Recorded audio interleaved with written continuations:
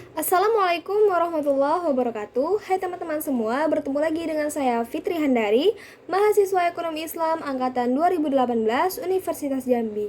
Nah, di video kali ini saya akan membahas materi tentang akad musyarakah. Yuk, langsung kita masuk ke poin pertama, yaitu pengertian akad musyarakah.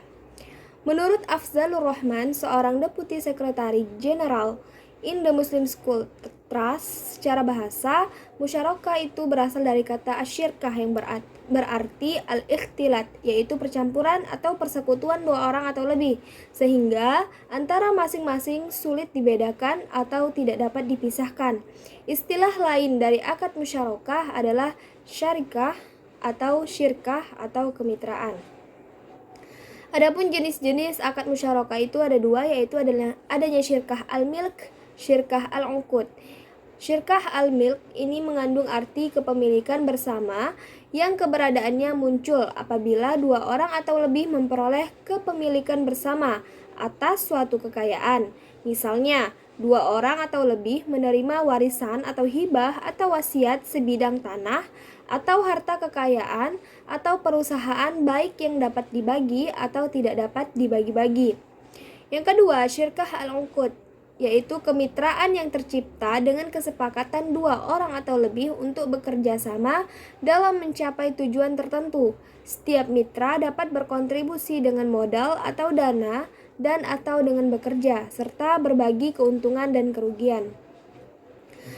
Dasar syariah di dalam Al-Quran itu dijelaskan dalam Quran surah Shad ayat 24, yang mana penggalan ayat yang berarti, dan sesungguhnya kebanyakan dari orang-orang yang berserikat itu, sebagian mereka berbuat zalim kepada sebagian yang lain, kecuali orang yang beriman dan mengerjakan amal soleh. Dalam hadis qudsi dikatakan, aku atau Allah adalah pihak ketiga dari dua orang yang berserikat, sepanjang salah seorang dari keduanya tidak berkhianat terhadap lainnya. Apabila seorang berkhianat terhadap lainnya, maka aku keluar dari keduanya. Hadis riwayat Abu Daud dan Al-Hakim dari Abu Hurairah. Penetapan nisbah dalam akad musyarakah. Yang pertama itu ada pembagian keuntungan proporsional sesuai modal. Nah, dengan cara ini keuntungan harus dibagi di antara para mitra secara proporsional sesuai modal yang disetorkan, tanpa memandang apakah suatu jumlah pekerjaan yang dilaksanakan oleh para mitra sama ataupun tidak sama. Apabila salah satu pihak menyetorkan modal lebih besar, maka pihak tersebut akan mendapatkan proporsi laba yang lebih besar.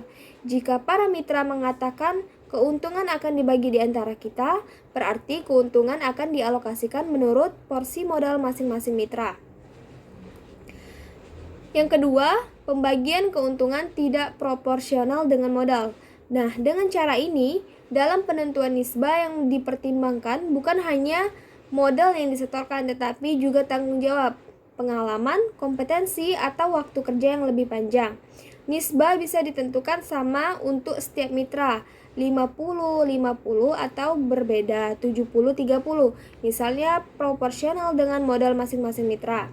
Begitu para mitra sepakat atas nisbah tertentu, berarti dasar inilah yang digunakan untuk pembagian keuntungan.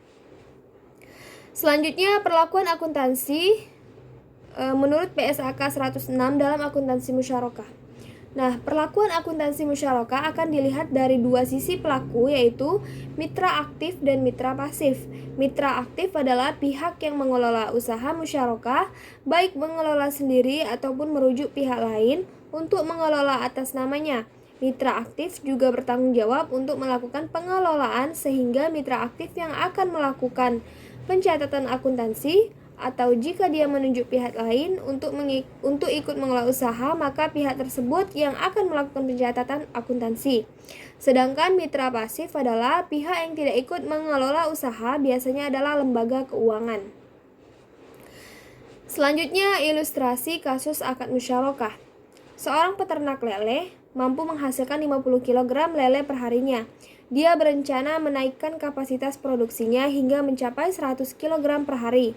Namun, keuntungan yang diperolehnya tidak mencukup untuk membiayai keseluruhan kebutuhan penambahan luas kolam lele, pembelian bibit dan pakan lele. Peternak lele kemudian menawarkan kerjasama usaha kepada investor dengan persyaratan modal dari investor 60% dan peternak sisanya. Porsi keuntungan dapat disepakati apakah dari keseluruhan kapasitas produksi 100 kg per hari atau menggunakan hasil penambahan kapasitas produksi sebesar 50 kg per hari.